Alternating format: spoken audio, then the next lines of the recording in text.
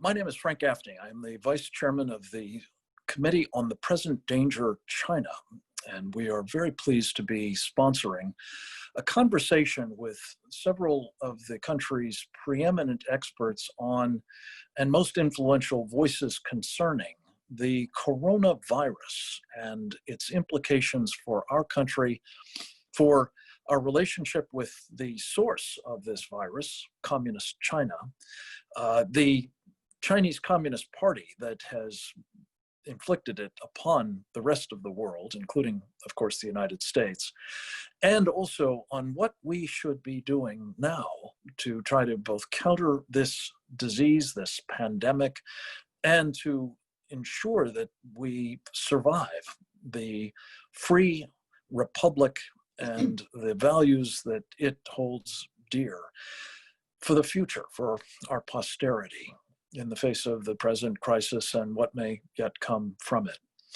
To join us to discuss this, as I mentioned, we will have some members of the Committee on the Present Danger China, some other good friends and colleagues who have been instrumental in the work of the committee, but who are officially not part of it. And I'm going to be introducing them in turn in just a moment. But before I do, I just wanted to say a brief word about the committee, its mission, its historical antecedents, and what we hope to do in the course of today's conversation. The Committee on the Present Danger has had several different incarnations over the years. Perhaps its most illustrious was during the 1970s, when a group of national security practitioners, people who are subject matter experts, business leaders, religious freedom and human rights activists and the like, came together to try to help one of their members, a fellow by the name of Ronald Reagan, devise and socialize and ultimately obtain a mandate to assure that we had an effective strategy against that era's existential threat to freedom, namely the Soviet communist regime, then running the evil empire, as Ronald Reagan famously called it. The efforts of the Committee on the Present Danger during that period, I think, were instrumental to both the election of President Reagan and his successful execution of the strategy they helped devise. The rest, as they say, is history. Inspired by that experience, a new group of similar skilled individuals has come together to try to help contend with our time's existential threat to freedom. It is not a partisan group. We are seeking to advance policies that will help our country contend with the Chinese Communist Party, what it's up to, its ambitions, and the present and growing danger that they represent to all of us. This particular event, our first virtual threat briefing, if you will, is one of a series that we have now executed going back to March of 2019 for the purpose of raising awareness among the American people about the challenges that we're facing from China. They seem to be fairly obvious to us all in the wake of this coronavirus epidemic, but we're not so clear in the months that have preceded it.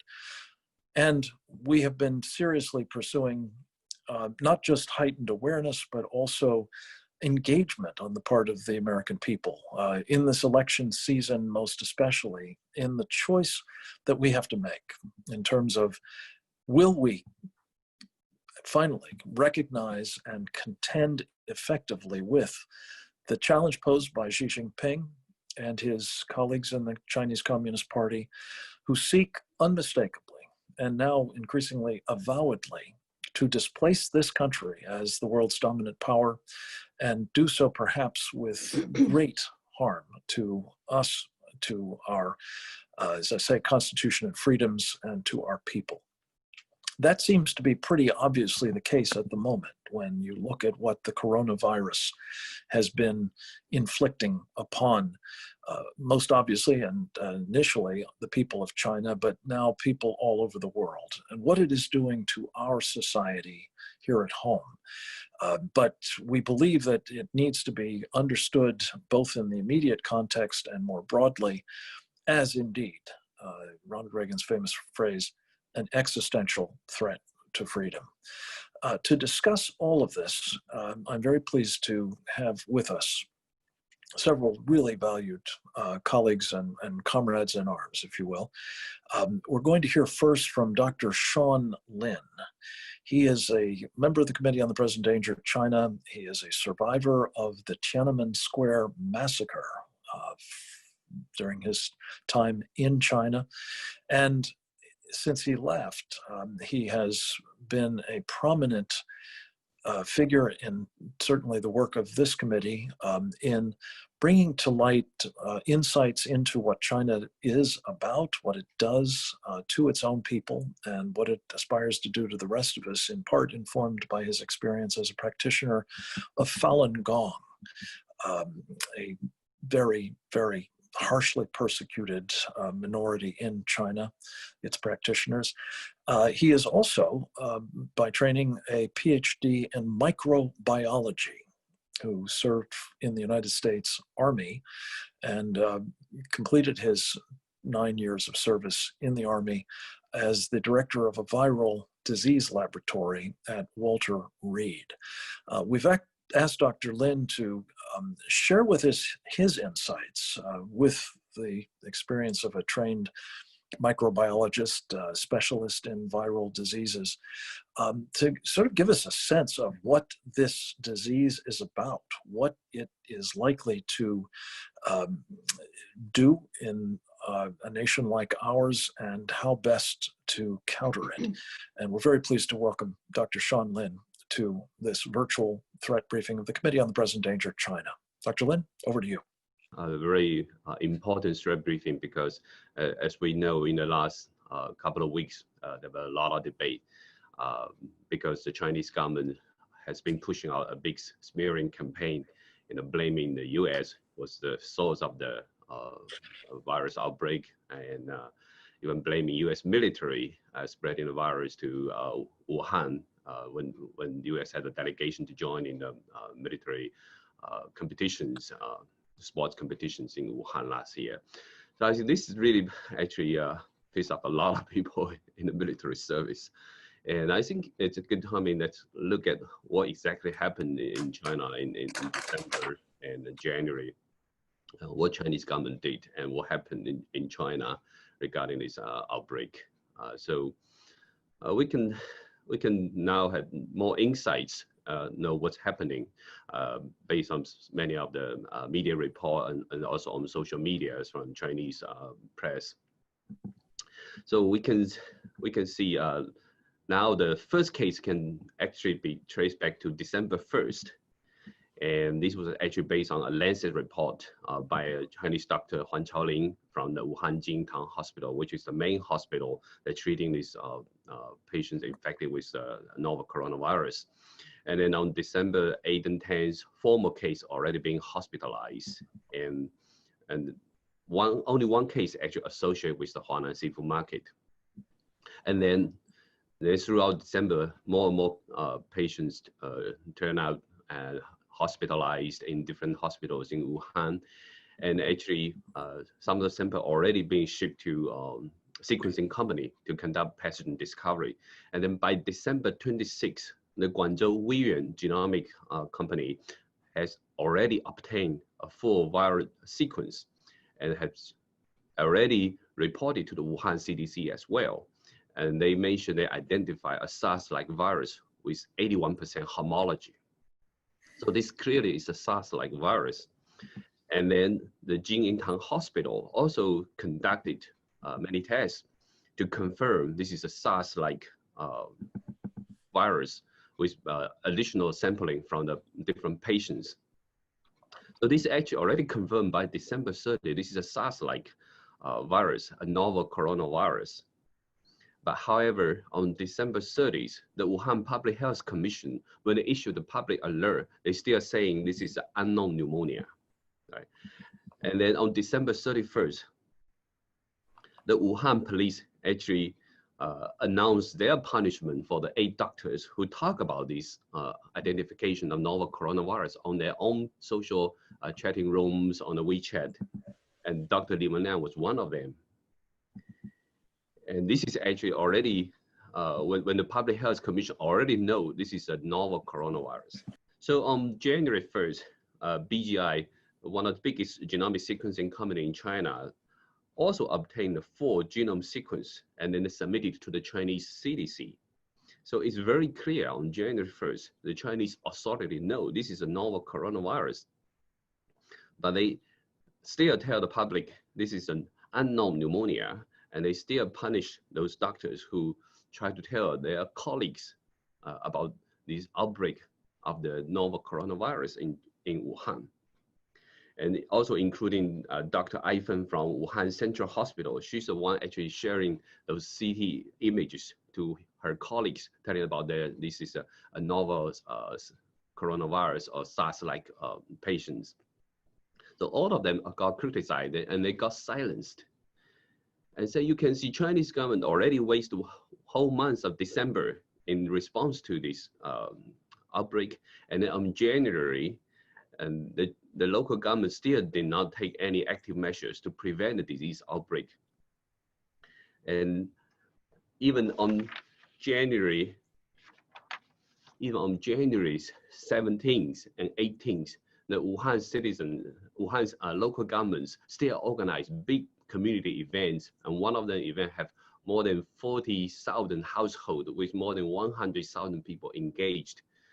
And this is actually when the Chinese CDC already announced their highest level alert on January 15.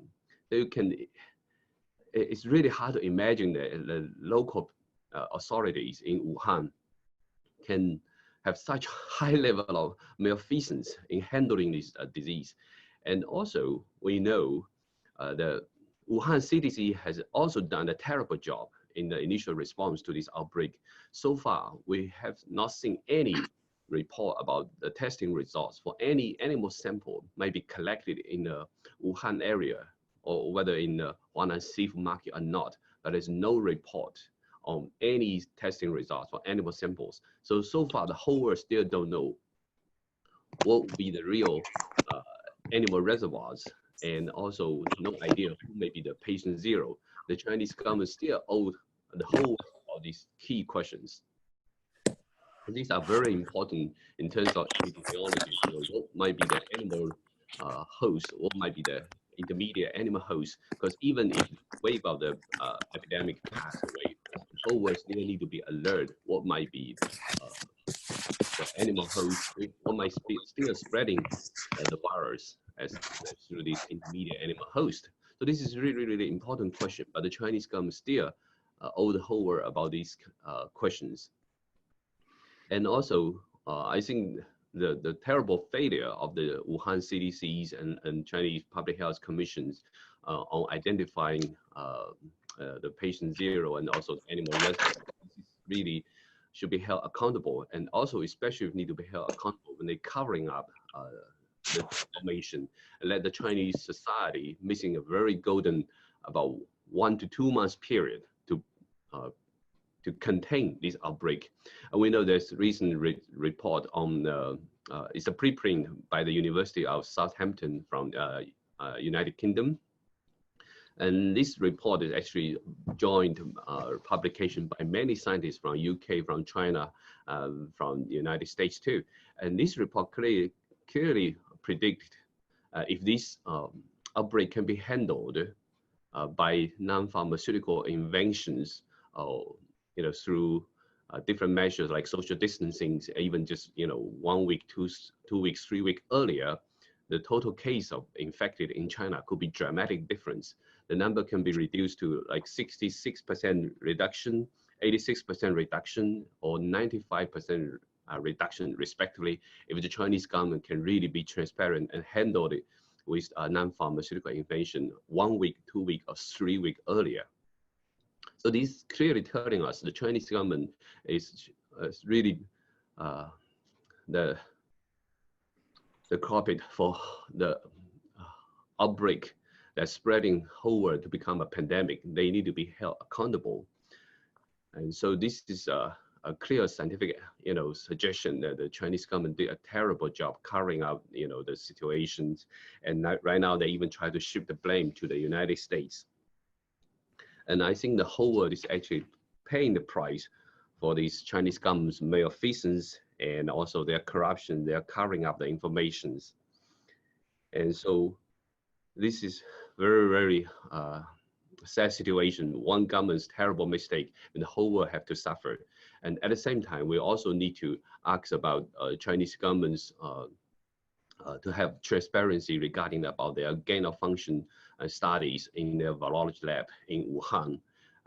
Because the Wuhan Institute of Virology definitely have the capacity to conduct many of the gain of function studies, even based on their previous publication.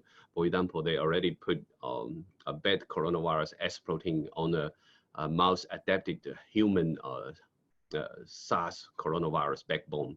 And the resulting viral mutants was actually, to their own surprise, gaining pathogenicities in the mouse models too.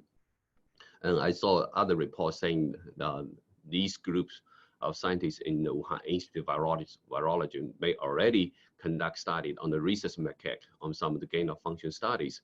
But because maybe related to the military projects, and it's very hard to find out additional detail. So I think the Chinese government still also owing the world another explanation whether or not they have military projects already pushing on the gain of function study on coronavirus or other dangerous pathogens like Ebola virus. And the Chinese government signed up the Biological Weapon Convention on 1984, but do they really comply with this convention? So these another questions the Chinese government need to answer to the whole world, because it's really a fundamental bioethical issue, and the Chinese government's experiment on this front may put the whole humanity in danger as well. So I think this is really an important question as well. So overall, I feel right now, we saw that President Trump has been insisting calling the outbreak China virus and also Chinese virus, and Secretary Pompeo called this Wuhan virus. I think this is also a accurate description, because it described where the outbreak started, where it originated, and this is a common way in the scientific world as well to naming the disease based on where it originated. And at the same time, I think could be even more accurate to call it CCP virus as well, because it's the Chinese Communist Party's force to let the whole virus spread into the whole world, and it's like the CCP's curse on the whole world. So I think it could be even more accurate to call it CCP virus as well. Dr. Lin, thank you very much. Point very well taken, and thank you for giving us sort of the epidemiological sort of background to this trauma that we're now facing, and the need to understand both its extent, its implications, and of course to begin getting our hands around what we need to do about it. This is extremely useful. I want to turn next to Rosemary Gibson, another member of the Committee on the Present Danger of China, who, to her great credit, put her extraordinary and indeed award-winning skills as a medical writer to the task of raising a warning in our country, and worldwide for that matter, about the dangerous dependency that we have on communist China for medicines. About 2 years ago, when she published a book with a co-author by the name of China RX, which really details the dangerous vulnerability of this country and others to this reliance on China for a host of medicines and the ingredients of those that they don't manufacture in their entirety, both for generic purposes and others. Rosemary Gibson is a very, very esteemed colleague, and we're delighted to have her with us to talk a little bit about what the implications are of this dependency in the wake of this pandemic now, and what we have to do to try to rectify our present vulnerability and get ourselves onto a sounder footing in terms of being able to defend against such diseases as this coronavirus, or the CCP virus, if you will. Rosemary Gibson, welcome to this virtual threat Frank, briefing. thank you for the opportunity to be here today. 2 years ago in China RX, we wrote that in the event of a natural disaster or global pandemic, if China shut the door on exports of essential medicines, the United States will be waiting in line with other countries around the world for essential medicines. And that's exactly where we are today. As many of you know, China has withheld masks and other medical supplies from the United States and other countries. We have a perfect storm of a production shutdown in China. Transportation routes and deliveries are held up. And China has commandeered medical supplies meant for export to the US and other countries to use for its own people.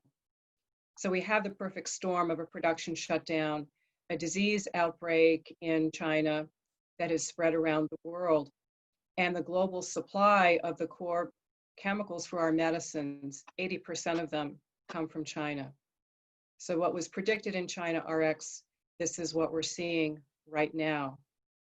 So what does it mean for day-to-day implications for our country? We've heard a lot about masks and respirators and protective gowns. That production is ramping up here in the United States. Fortunately, before a disease outbreak goes to a larger scale, if it indeed does do that, it will take more time for the United States to build up capacity to actually produce critical drugs. To give you an idea of what we're talking about, if there are people who are hospitalized with coronavirus, those would be very seriously ill people, most of them. And fortunately, it's a small number, but they will need basic critical medicines to be cared for. Again, these are not treatments to cure, but they're medicines to care for people. They're sedatives if you have to be on a ventilator. They're medicines to keep your blood pressure up. And if chances are good that people will get a secondary infection such as pneumonia or sepsis because their immune systems are weakened. And we depend on China for virtually all of the antibiotics to treat those infections. This has been true in the best of times without coronavirus, and certainly now it's true when the demand could escalate. So if there's any silver lining in the coronavirus situation, it is that we are finally highlighting this extraordinary vulnerability on a single country, the world's vulnerability on a single country for essential commodities that are necessary for life itself. Since then, we are seeing movement in Congress with members of both parties that are drafting legislation. Most recently, I saw a draft bill that it looks very, very promising that can help jumpstart production here in the United States quickly. We have tremendous talent here. We've had hundreds of thousands of pharmaceutical engineers and chemists laid off because of our outsourcing to China. And we have the opportunity to take advantage of that tremendous human capital here and put them back to work for our national health security and our national security. I want to address 2 points that to dispel some doubt that may still exist out there about the role for government in so far as bringing our medicine making back home. There's a perception out there that among some that the free market will fix this. To be clear, there is no free market in this market for generic drugs, which are 90% of the medicines we take. Western companies are collapsing. The last US headquartered plant, the $9 billion company, announced it was merging with another firm last year. 2 other Western generic drug makers, Sandoz and Teva, European and Israeli, they announced last year that they're dropping half their products because they cannot make ends meet. Their margins are just too slim. And meanwhile, we're seeing China ramp up production of generic drugs. They account now for 10% of our generic drugs. In just 10 years, they achieved that market share. And soon it'll be 20%, 30%, 40%. India supplies 25% of our generic drugs, but they depend on China for nearly 70% of the core chemicals to make them. So the message is all roads lead to China. And I think it's just a matter of time before China overtakes India in production of our essential medicines because they have the industrial policy resources that they're putting behind it. And bear in mind that Western companies are competing not against Chinese companies, they're competing against the Chinese government because those domestic companies are flush with cash as the government seeks to become the pharmacy to the world. I also want to underscore another point out that's raised out there. Well, we should let the private sector do this and government shouldn't get involved. Again, if you're a Western company and you want to set up a manufacturing plant here in the United States right now, we'll have a situation where Chinese companies can come in and undercut them on price and drive them out of business. This is how we lost our ability to make penicillin, basic things like aspirin. We cannot make aspirin here in the United States, let alone critical antibiotics. So the private sector can't do it alone and go up against, effectively, the Chinese government. Recently, the president announced that it's going to use the Defense Production Act as a vehicle to spur domestic manufacturing. The White House Office of Trade and Manufacturing Policy says will be coming out with an executive order, which the president personally asked them to do, that will include Buy American provisions, and it will also support innovation in manufacturing technology, which will help us make critical drugs here in the United States faster, cheaper, real-time quality control, and with a smaller environmental footprint. We have tremendous ingenuity in our country, and now's the time that we can ensure our health security, because this is going to happen again. There'll be another coronavirus at some point in the future. And at that time, China will have even a tighter grip. Right now, China controls the ingredients for thousands of medicines that we need to run our healthcare systems. And the quality has been exceedingly concerning. Some of you might remember the blood pressure medicine recalls because a Chinese company that was a global producer had highest levels of carcinogens, 200 times the acceptable limit of carcinogens in the blood pressure pills that Americans and people around the world were taking. So we have to find a different path here. We have a strategic direction and a strategic choice to make. Do we want to continue on the same path, or do we want to pursue a strategy where we can have a minimum level of capacity to make our own critical medicines at a time like this? I also want to underscore, and I was looking for a quote here that was in the Chinese state-run media about the threat that China recently posed to the United States. I'll read it to you. If China retaliates against the US at this time, in addition to announcing a travel ban on the US, it will also announce control over medicine production and ban exports to the United States.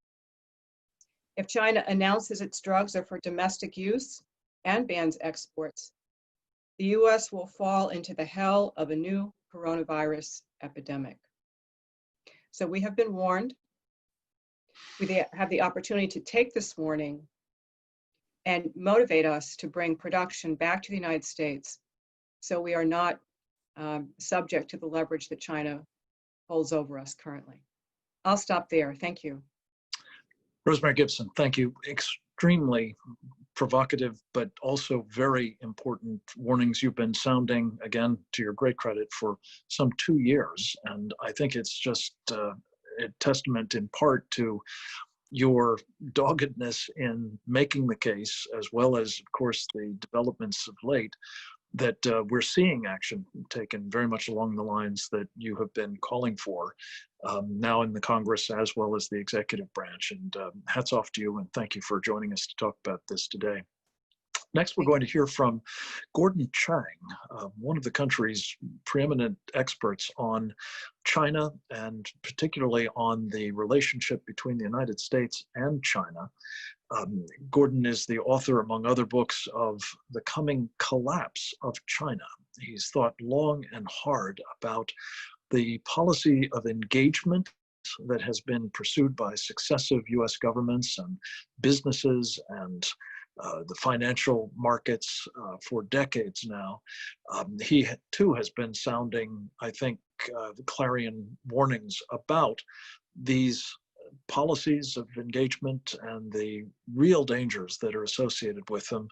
I fear that many of those warnings were not heeded before now, but they're certainly in need of a very fresh and earnest attention on the part of both government and our population more generally. And Gordon, I appreciate so much you joining us to talk a bit about how you see what has happened to date with the coronavirus, the sorts of involvement of the Chinese Communist Party that Sean talked about, and the kinds of implications for our public health as well as national security that this sort of microcosm of the supply chain dependencies that Rosemary has discussed so clearly in connection with this medicine situation, where we are now, in short, and where we need to go from here, as you see it, with respect to the policy of engagement specifically, and our relationship with the Chinese Communist Party more generally. Welcome. Well, thank you, Frank, and thank you to the committee for including me. In recent weeks, the Communist Party of China has revealed much about itself, and we're going to start on Tuesday, because on Tuesday, China attacked the dollar. The Global Times, which is controlled by People's Daily, the most authoritative publication in China, said that Beijing might start dumping US treasuries. We got to understand that dumping the treasuries, attacking the dollar, is an attack on the US financial system, of course, and an attack on the US financial system is an attack on the global system. Unfortunately, this was not isolated, because yesterday, Global Times again started to warn the world about a depression in the United States. Well, a depression in the United States is a depression in the world, and a depression in the world, of course, is a depression in China itself, because China has an export-dependent economy. And of course, China is dependent on capital flows. In other words, it's dependent on countries like the US investing in China, because China doesn't have a sustainable model. It continually needs money from the outside.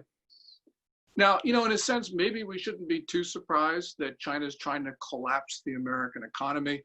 But this is a China that wants to take over the world.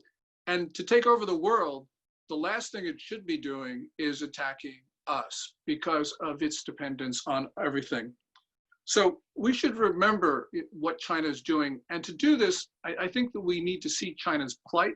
And to see China's plight, we should look at the Chinese economy. China's economy in the January to February period was obviously in contraction. This is important because January and February constitutes about 60% of the first quarter of China's output. People are saying, well, China's economy fell 13% in the January-February period. And that's aggregated because of the shifting Lunar New Year, and that causes distortions in the numbers. So generally these 2 months are aggregated. So people are saying, oh, it fell about 13%. Well, that looks a little bit light when we look at the underlying indicators, probably fell somewhere in the neighborhood of 20%. We know, or we can suspect, that there's some recovery in the Chinese economy in March. They're saying that about 70% of China's workers are now back at their job sites. That sounds a little bit high, but could be correct. But we do know that China right now is in a very stressful situation. Now, to highlight China's plight is important because China cannot recover without strong demand from the world, and especially strong demand from American consumers and businesses. So what's occurring right now is China is doing something which is directly undermining its own interests. And when national leaders undermine their own interests by attacking the United States, which makes it impossible for their own economy to recover, we've got to be concerned that something is very wrong at the heart of the Chinese political system. Over the last month and a half or so, we've seen senior figures in Beijing criticize openly, publicly, in very sharp terms, leader Xi Jinping. And that is an indication that there's dissension at the top of the Communist Party. There's a number of things that could be happening. Our friend Arthur Waldron, the great China historian at the University of Pennsylvania, says, look, China's communist experiment is just about at an end. There's no further place for them to go. And he talks about this process of disintegration which we saw with regard to the Soviet Union in the last half decade. You know, we don't know when China's economy will fail, when the Chinese political system will fail, but we can see important things that are occurring right now in Beijing. And one of them is that apparently the party has lost much of the support of the Chinese people. We know this because with the death of Dr. Li Wenlong, which Sean talked about, he died on February 7th. He was one of the Wuhan 8 whistleblowers who tried to warn Wuhan and the rest of China about what was going on. When he died, there was white-hot anger in the Chinese populace. You could see this across social media platforms.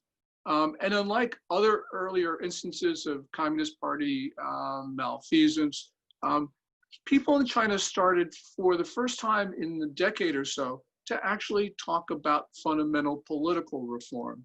Because when his death was announced, people were starting to say, and the hashtag became popular across China, WeChat, and elsewhere, that we want fundamental reform. We want the right to speak. Also at that time, we heard the Chinese people start to adopt as their anthem the song, "Do You Hear the People Sing?" That's that politically impactful song from Les Miserables. It is the song that the people in Hong Kong adopted as a means of protesting China. So we can see that the Communist Party right now is at one of those junctures where it has lost support. So what is it trying to do to regain support? Well, unfortunately, it's lashing out at the US. As Sean talked about, there were a series of tweets from the Chinese Foreign Ministry in the most irresponsible terms. The Foreign Ministry, since about February 5 or February 6, has been on a campaign to tar the United States in connection with epidemics. But it really came to a crescendo on Thursday, because on Thursday, you had a Foreign Ministry spokesman call out US officials as quote unquote immoral. And just before that, that Foreign Ministry spokesman, as Sean said that patient zero was an American in America, and said that it looked like the virus, the coronavirus, was spread to Wuhan by the US Army. And the way this was put, it was intimating germ warfare. At the same time, we saw another Foreign Ministry spokeswoman. She then twisted the testimony of the head of the CDC, Robert Redfield, to show that the coronavirus was American in origin. And Frank and everyone, we've got to understand what the significance of this is, because on Friday, the following day, the State Department summoned the Chinese ambassador to the US to protest this highly dangerous disinformation campaign. But that didn't work, because this week, China's ambassador to South Africa has repeatedly tweeted out these conspiratorial theories, which are completely baseless. And all of this shows that China is doing a couple of things. We can sort of, as Americans, we sort of ignore Chinese propaganda, especially when it's ludicrous. But we got to remember that the Communist Party here is preparing and justifying in its own minds of the senior leaders the right to use force against the United States. And it's also trying to prepare the Chinese people for the use of such force. So, this is exceedingly dangerous. Now, I don't think that China's going to lash out at the US, certainly not in the near future, but it could very well do so, because what it's doing is putting into place all the elements of conflict. Now, in this conflict, we've got to understand that this could be history's last great war. We see all these dangerous elements in place. We have to fear what's coming next. Let me just leave you with one point, and that is that in our disagreements and what we're seeing with China, we got to remember that we do have some important allies. And these important allies are China's most immediate victims. Of course, the Chinese people, the Tibetans, Uyghurs and Kazakhs, people in Taiwan, people in Hong Kong. These are people that we should be reaching out with, because China's challenge against us is an existential one. Xi Jinping believes that he's the world's only sovereign leader, that China's the world's only sovereign state. That reduces the United States and other countries to mere subjects. We have to understand the fundamental nature of this challenge, look for our allies, and be prepared to defend ourselves, as everyone has said recently.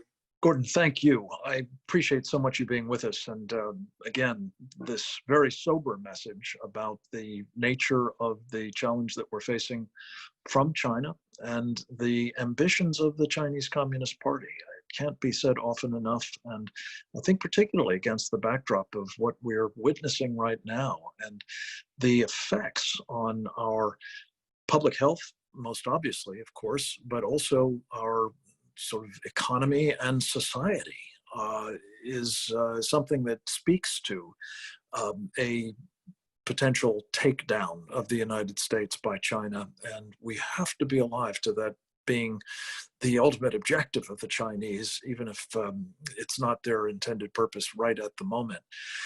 To talk a little bit about the American response to all of this and what has to be done to, well, hopefully assure the survival of our economy and more generally our republic. I'm very pleased to have the chairman of the Committee on the Present Danger China, Brian Kennedy, with us. Brian is the past and very distinguished president of the Claremont Institute in California. He is these days the president and founder of the American Strategy Group. He writes brilliantly on these and many other subjects in the Wall Street Journal and elsewhere, and has been a terrific leader of our efforts to try to acquaint the American people with the present and growing danger from China and to give them specific, concrete ideas about what we might do to try to protect ourselves and our beloved country against this threat. Brian Kennedy, welcome. It's so good to have you with us. Thank you, Frank. Great to be with you. And let me thank the team at the Center for Security Policy for organizing all this. It's very much appreciated. And thank you to Sean and Rosemary and Gordon for three, I thought, brilliant presentations about what is going on today. When Frank and I were talking about this, we were trying to strike a balance between alerting people to just how serious this coronavirus is and what our political and economic response should be to it, but also to look at this in a more positive light, because we Americans can figure anything out if we're asked to. The American people are some of the most hardworking and innovative people in the whole world. And when presented with a crisis like this, we can adjust and do the right thing, and in Rosemary's case, produce more medicines. In Gordon's case, look at the economic impacts and understand what is being done to the United States and what our response should be. And in Sean's case, simply to understand that this is the Chinese Communist Party doing what they do, which is to lie to their own people and to lie to the world. All that having been said, when we look around the country today, we've been engaged in this whole process of what's called flattening the curve, meaning shutting down the US economy so that the virus does not spread far and wide among our population and then overwhelm our healthcare system. Now, that seems perfectly sensible. And I would recommend, by the way, our colleague Steve Bannon has something called War Room Pandemic. It's on his website, War Room Pandemic, but also a podcast, and he's on radio around the country. describing just how serious all this is. But one of the constant themes that Steve has had is that we simply have to flatten the curve so that large numbers of Americans don't get this. Now, the president has adopted that strategy. We're in the what's called containment mode. And that, I think, will buy us time so that the virus doesn't spread and overwhelm our healthcare system. My concern today is that we don't go too far with that. That I think we have substantially flattened the curve and educated Americans about what they ought to do, better hygiene, social distancing, engaging in common sense measures so that the virus doesn't spread. Early on, some people said, well, look, we don't want to shut things down because, we don't want to hurt the economy. Well, I and others said at the time, the economy exists for the good of the American people, not the other way around. The economy exists because the American people do things, but it exists for their benefit. Okay, fine. So we close down parts of the economy in order to stop the spread of the virus. But we need to be very careful now that we don't keep it closed for too long, because the American people will eventually need their economy back. We have millions of people who are going to be unemployed potentially if this goes on too long. And so we don't want 15 days to become 30 days, to become 60 days or 90 days. There's some talk in the media of shutting down the US economy for 120 days. Well, that would be a disaster. And that would be the kind of economic attack, I think, self-destruction the Chinese Communist Party would want for the United States. That we would shut down our economy that long will have disastrous economic and political ramifications for the country. Now, the good news is we don't need to shut it down for that long. We just simply need to engage in the kind of common sense, social distancing, and better hygiene, more aggressive hygiene than we have in the past. As we do this, we're going to be approaching summer.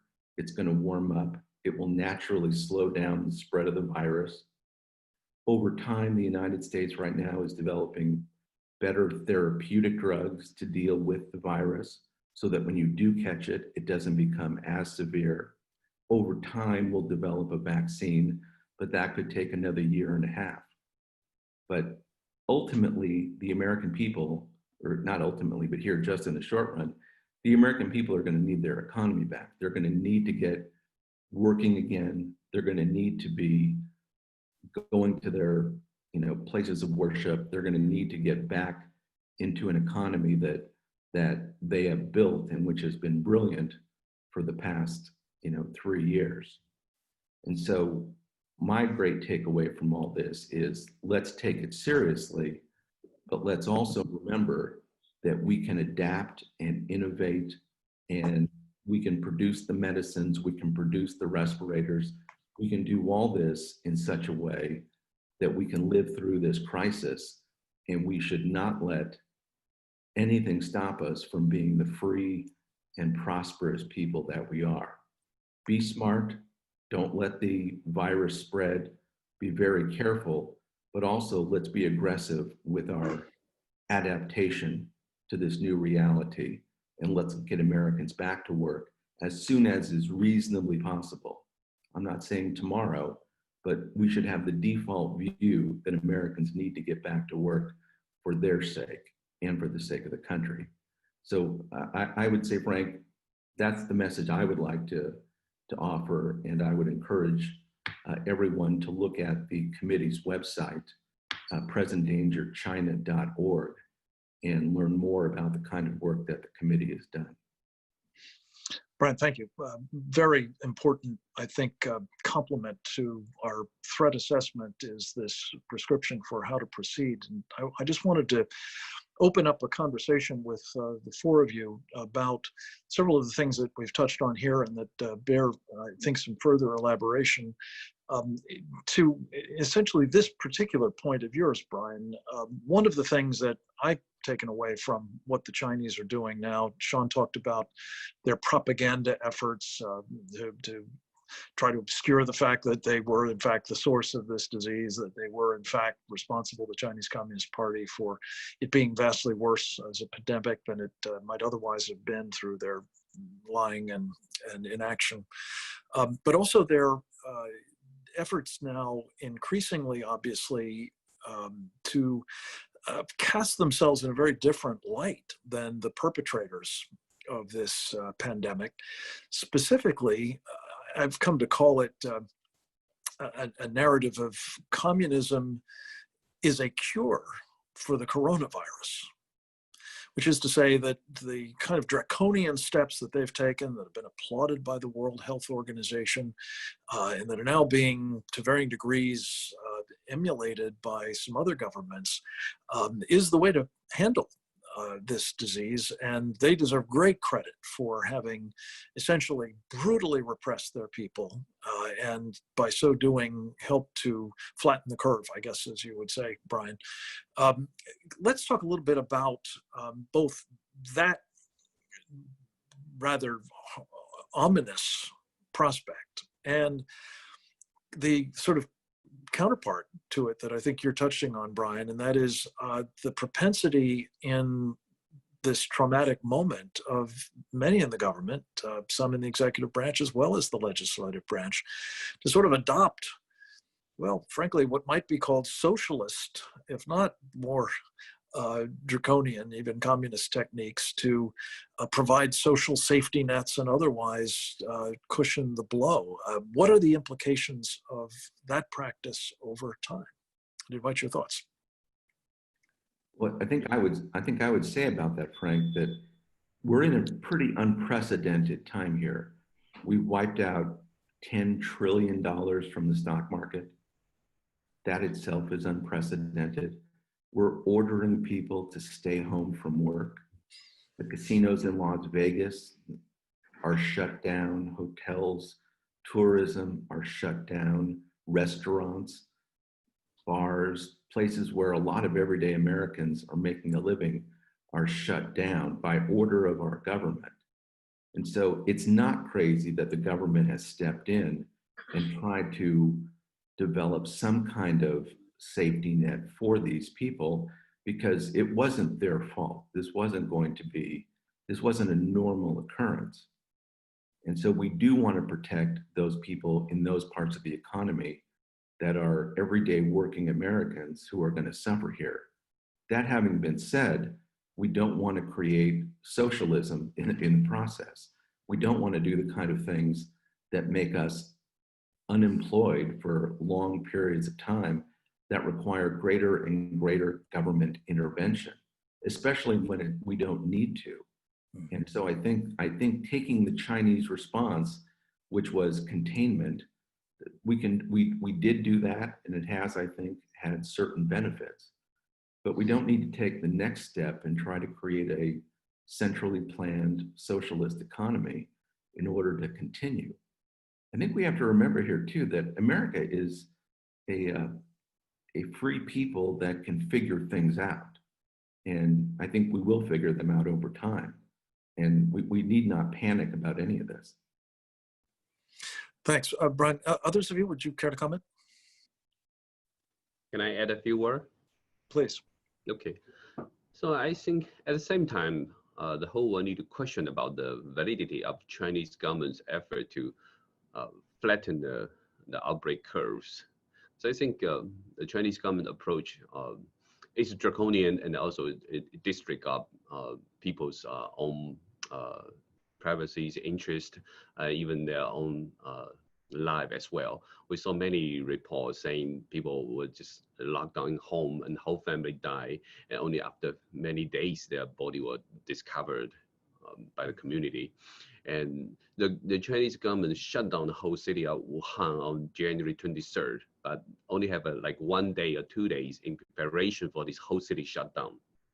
So you can imagine how much Wuhan people will suffer because of this sudden draconian measure that the Chinese government put on top of this large population of people, and how many people suffer, and how actually, and the measure was not really well planned out as well, and how many people got infected still running around between hospitals and further spreading the virus to more people. And so I think together with this draconian measure, actually Chinese government rely on covering the true situation, forbid the media report, for even now expiring foreign journalists, to do investigation report in Wuhan. They are covering this true situation in Wuhan. And at the same time, they're bragging about their efforts to the whole world, try to show their advantage as a socialist systems. So I think the whole world need to have a clear understanding the Chinese government not really doing a good job. We don't know how much humanitarian disasters actually was created by the government, and on top of this, epidemic in China. So I think this is really a false illusion the Chinese government been pushing out to the whole world, saying they are doing a good job. And right now it's even more dangerous for Chinese people, because the government actually now try to create another false illusion, saying we are now have total control of the epidemic. Now people can back to normal life, the factories can back to work, right? So even many of the overseas Chinese students try to go back to China, saying that the pandemic situation in the United States is actually getting more severe than China. So they are creating these whole illusions, but at the same time, actually they are incubating a big second wave of the outbreak in China. And we know many factories in China experience, cluster outbreak as well.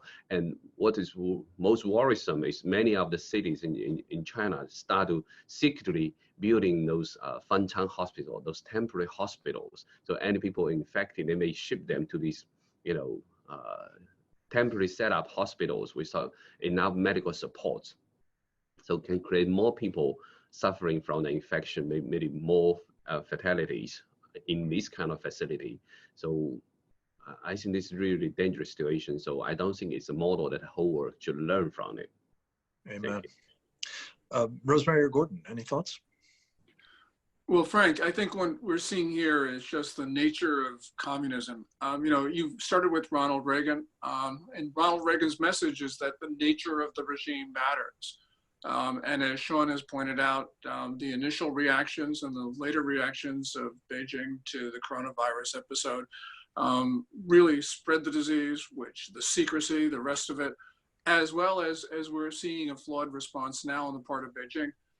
We have seen Beijing try to take over the world and saying that their model is superior, when obviously it's not. It's attacked our society viciously. This is malign. This is the nature of a fragile communist state. And I think Xi Jinping right now must be at a point where he's thinking he has very few options. He's got a low threshold of risk. It means that he's going to lash out in some way, perhaps not the use of force, but he will do something that will destabilize the international system. And of course, as everyone has pointed out, China has one way or another spread this pathogen around the world, crippling societies. So that's the lesson that we must not forget. Yeah, I would say he's destabilized the world so far with this project. Rosemary, any comment from you? Yes. On the issue of transparency, it's been notable that an estimate of up to 2.2 million cases and maybe even deaths could occur here in the United States was put together by researchers in the UK. What's surprising is that if that would be the case here in the United States, why haven't we seen that level of outbreak and the population affected in China? So what I wonder about seeing that estimate that certainly put top leaders in this country on notice, are we overinflating things when we've had countries that have come before that haven't had that extent of harm to their populations? It's a little bit worrying, and I wonder if we're falling into the trap of becoming overly concerned based on estimates that are so out of proportion, unless, of course, China is truly hiding the level of cases and deaths that have occurred there. Well, that's a distinct possibility, isn't it, knowing the nature of that system? But Rosemary, your comment prompts another question, which is, there is, of course, in addition to the Chinese Communist Party's activities and interests in all of this, the phenomenon of the sort of globalists, the people who are very keen to cultivate relationships with China, to do business with China, to migrate to China, factories, as you've discussed so well in China RX and here. But this larger globalist endeavor, this Event 201 that was held shortly before the pandemic burst out, involving a lot of the usual suspects in sort of the globalist elite, including the Davos folks, the World Economic Forum, Bloomberg's Johns Hopkins University programs, the Gates Foundation, the Rockefeller Foundation, the United Nations Foundation, on and on, including, by the way, not only the US Center for Disease Control, but also the Chinese Centers for Disease Control. Their ambition in this exercise was very clearly stated. It was to use a coronavirus pandemic, no less, to build global governance, to make the case for more funding, which really goes to kind of the point that Brian was making a moment ago, that we're watching people, whether it's the Chinese for their purposes or the globalists for theirs, trying to advance a transformative agenda here that would leave us with a much diminished country in terms of our sovereignty and probably our freedoms as well. Is that something that you're seeing in your research, Rosemary? Well, I'll say if there's ever a case for what some call nationalism, I call it just looking out for your own people, which we have a responsibility to do, and every government has a responsibility to do. If we have a global pandemic, a global government will not help countries. If we have concentration of global supply chains in a single country, that's devastating for more than 100 countries that will not have capacity to produce those things that they need to manage in a pandemic and save their lives of their people. So I think this whole coronavirus is actually showing us that we're on our own here, that we have to have self-sufficiency. Some may call that nationalism. I call it just common sense of having the capability to preserve and protect, almost self-quarantine. We're being called on to self-quarantine, which makes a lot of sense to prevent transmission of this disease. But we've also seen the need to self-quarantine when it comes to travel. If we look at the cases and where they came from and the reasons that there was a travel ban on China and then a travel ban on Italy, there's a reason for it. That's almost making the case that globalism doesn't work. We do have to take steps for the sake of our country, economically, from a health perspective, and frankly, our survivability. I think it's actually turned the tables on this notion that we're one world. One world will not help us when we're in a situation such as this. Yeah. I wanted to ask you, Sean Lin, talk a little bit about, in this context, if you would, the role that's been played by the World Health Organization, one of these supranational entities that I think the globalists and to some extent the Chinese as well have been seeking to use as a vehicle for imposing, for example, just one very obvious example, this idea that it's the coronavirus 2019. It's not, in fact, the Wuhan virus or the Chinese virus. What role is the WHO playing, Sean, and does it sort of reinforce concerns about the globalist agenda? I think so. It's Chinese government's long-term strategy to heavily influence, even control many of these multinational large organizations, and WHO is one of them. And then they have, Margaret Chang to be in the leadership in the past, who is also from Hong Kong, but she has actually bad reputation from handling the SARS situations in Hong Kong poorly. But Chinese government support her, and then she became the Secretary General for WHO. And then now it's Dr. Tedros, and there are many reports talk about Chinese government, supporting him his election as a leadership for the WHO. And recently we see the Chinese government even further donate another $500 million to WHO, just kind of buying the WHO support as well. And WHO been kind of working cohort with the Chinese government to present a wrong information to the whole world. And because when Chinese government covered the information, WHO didn't insist on sending independent team into China to investigate the true situation. And US CDC actually on January 3rd already sent out a request to go to China to send a small team in China, but Chinese government rejected. And eventually, when at the end of February, when Chinese government finally admitted, allowed WHO experts to go into China, it was actually a joint mission. So basically half of the team were from China, and then with some experts from European country and 2 from United States. But throughout their almost 2 weeks mission, only 1 day was in Wuhan, and even not the whole team. Only selected member of the team can go into Wuhan. So of course the information that they got is what the Chinese government want the whole world to see. It's a couple of missions. So it's really sad that WHO even agreed to do this kind of mission, because you cannot find a true situation in China. And when WHO tried to have the new name COVID-19, it got a lot of criticisms too.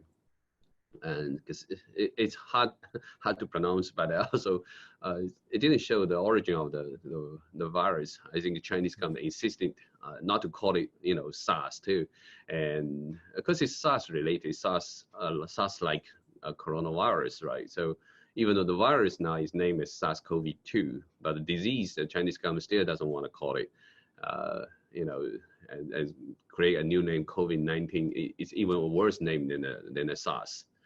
At least SARS is a severe acute respiratory symptom, right? So, and the Chinese government don't want to call the Wuhan virus. So the WHO kind of all work along with the Chinese government, and very sadly, they actually rejected Taiwan to join the WHO. So this is another terrible mistake. So I think a lot of stigma on WHO, and Taiwan government actually did very good. Actually, one suggestion I want to present to U.S. administration or the White House task force is actually they need to look into the antibody-based testing that Taiwan has really established.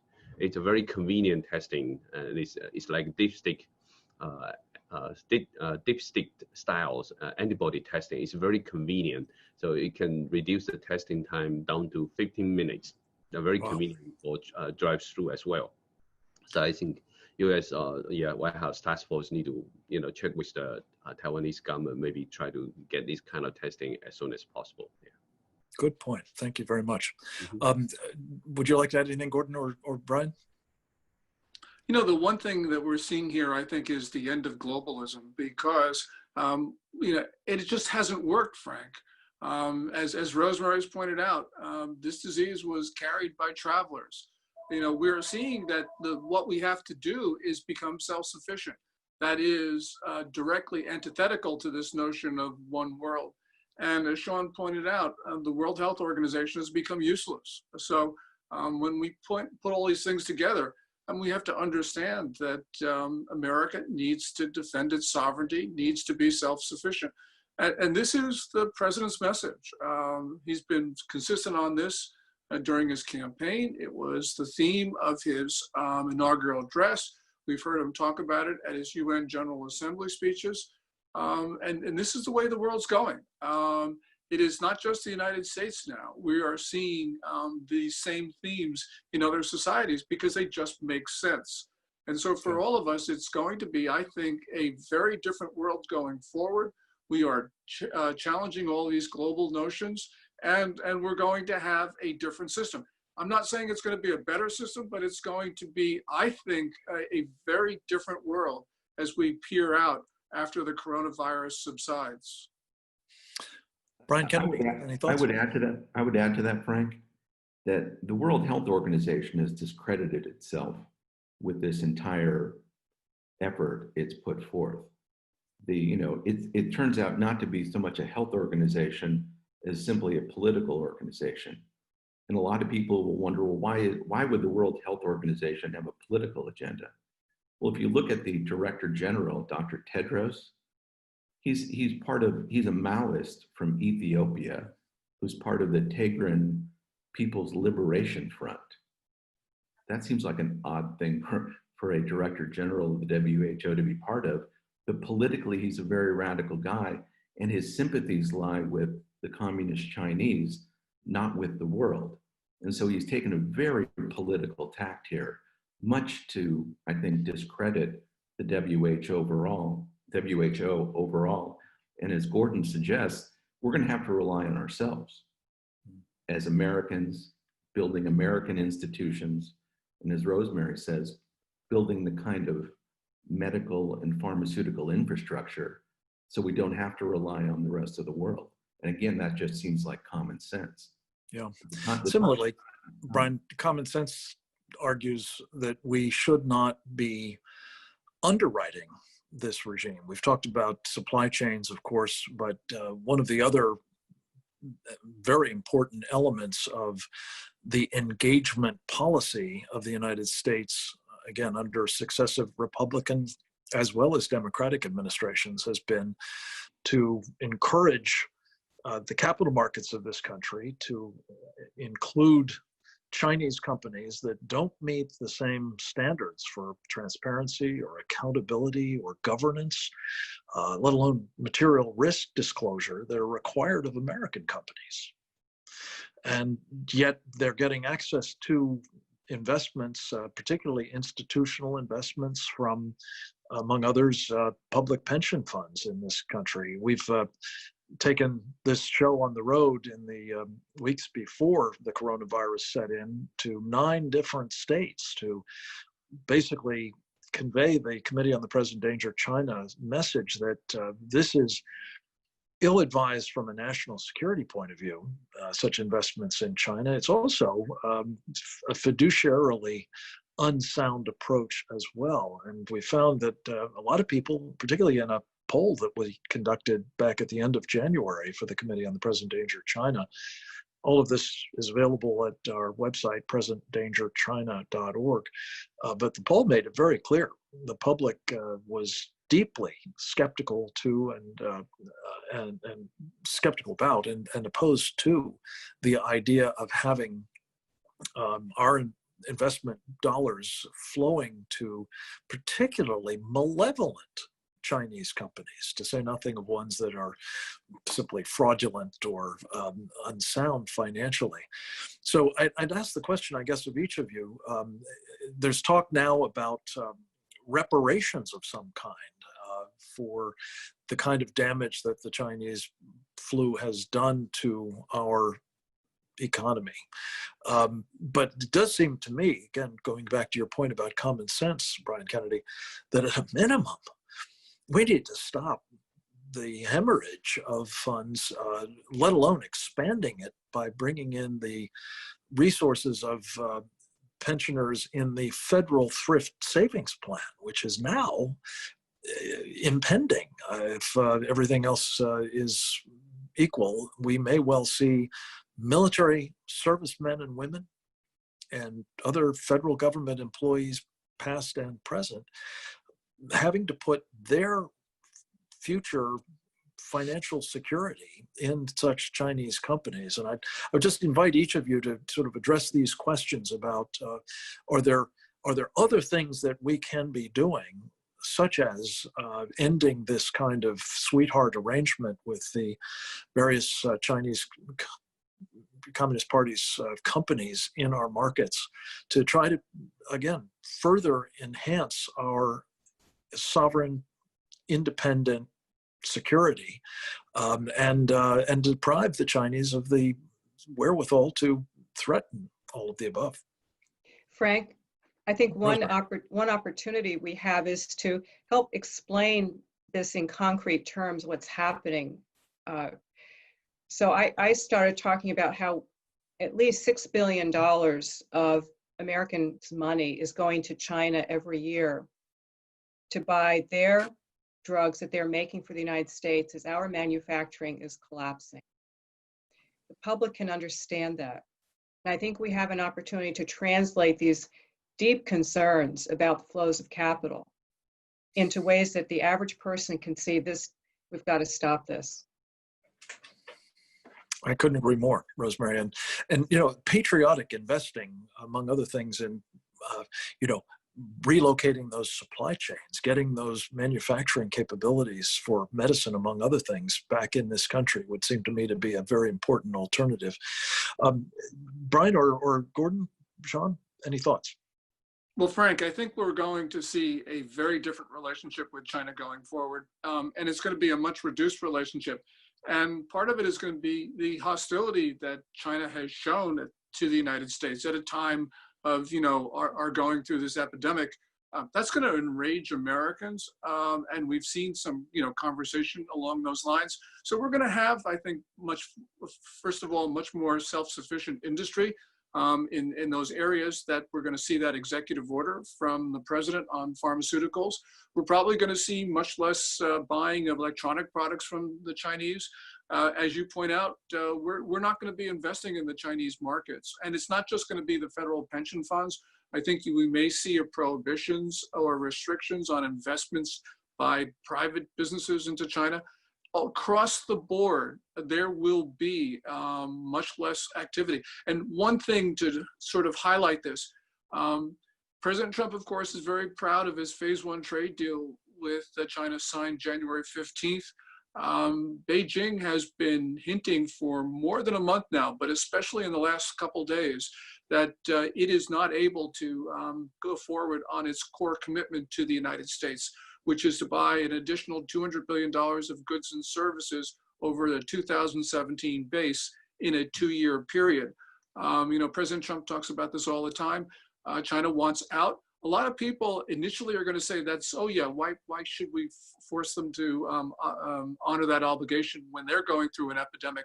But you got to remember that, as Sean pointed out, China knew about the severity of the coronavirus outbreak when it signed this deal on January 15th. And indeed, it sent its officials into the East Room of the White House, where there was much of the American leadership. And each of those Chinese officials were a potential disease carrier. Mm-hmm. So I don't think China should get any break at all. And if China doesn't want to honor its obligations, we should just increase the tariffs on Chinese goods. That will be beneficial generally, because it means we will be looking towards other places, including our own borders, to manufacture goods. Well, I very much hope that the president will resist the temptation to try to plunge in and save China, and perhaps that trade deal by pushing more money their way. It seems to me the kinds of changes you're talking about are certainly needed. Sean Lind, any thoughts from you on this closing comment? Yes. I also want to echo what Gordon said. You know, it's definitely we need to stop underwriting them, and also it's more than just a strict safety plan. I think we need to also enforce the regulation that Chinese government, Chinese companies need to be transparent on their accountings. Before they can even get on the U.S. market. And so many major Chinese companies already in the U.S. market through their, third-party identities in those islands, the tax havens. And so I think this part, we need to make sure the Chinese company need to fully expose their financial details to the whole world before we can even, invest in these kind of companies. So I think that's also one of the main channels the Chinese government poured money from the whole world. So I think this part we need to change our current practice. And at the same time, I think we also need to be aware the Chinese government is also definitely at a critical point, as Gordon mentioned. So they are very vulnerable. So they try to shift the blame to the whole world. So they don't mind the whole world's economy collapse, because if the Chinese economy collapse in the backdrop, the whole world's recess, they can shift the blame to the whole world. And the Chinese government can tell Chinese people, say, we didn't do a good job, but you can see the whole world is not doing a good job. So they try to hold on to their power. So the fundamental issue for the Chinese Communist Party is still how they can grip to their own power. They don't care how much Chinese people suffer, how much the whole world suffers in this process. So I think it's really a false hope to try to engage China to underwriting their own financial system as well. Amen. Brian Kennedy, let me give you the last word, if I may. Well, thank you, Frank. Really to everyone's point, life goes on, and we should hold China to account when it comes to phase one of the trade deal. While we're in the middle of this crisis, they continue to engage in the theft of our intellectual property. And they continue to do all sorts of bad things economically to the United States. And so we should hold them to account. And I'm not so sure I agree with Gordon when it comes to the other parts about us investing, the United States investing in China. I think there still will be a very big push by a lot of the so-called globalists on Wall Street to get the United States working with and investing in communist China. I think even with this crisis, that's not abated. And I wouldn't be surprised if many people, even some in the administration and the Treasury Department, who have been more globalist advocates, continue to push on that. Now, I think Gordon is right that the American people will sensibly not want to be putting their hard-earned dollars in communist China. But the good common sense of the American people, I will trust far more than the globalists on Wall Street, I will say. And so we have a lot to do to educate Americans about this. And I think over time, we're going to continue to do so. And I'm confident that the American people are going to rally here to a common sense solution to this coronavirus crisis. So, but let me thank you, Frank, for all you've done here to organize this and to keep pushing this forward. Well, thank you, Brian Kennedy. This is, of course, the purpose of the Committee on the Present Danger of China, is to try to engage in precisely that kind of education and really to bring home to our countrymen and women just how central the kind of information that we've been sharing is to the decisions that will be made in this fall, assuming we still have an election this fall, and I assume we will. It's arguably the single most important topic of that election. John McLaughlin, the pollster who did the poll for the Committee on the Present Danger, said this is the sleeper issue of the 2020 election. I think all of that was before the coronavirus sprung forth as it has. I think he would agree now it's not just a sleeper issue, it is front and center, and hopefully the kind of information that Dr. Sean Lin, Rosemary Gibson, Gordon Chang, and Brian Kennedy have shared with you all today will be helpful to you in thinking through both the nature of the challenge that we're facing, the present, as we say, and growing danger from communist China, but also how we proceed as a people to protect our freedoms and to assure that we defeat this generation's existential threat to that freedom.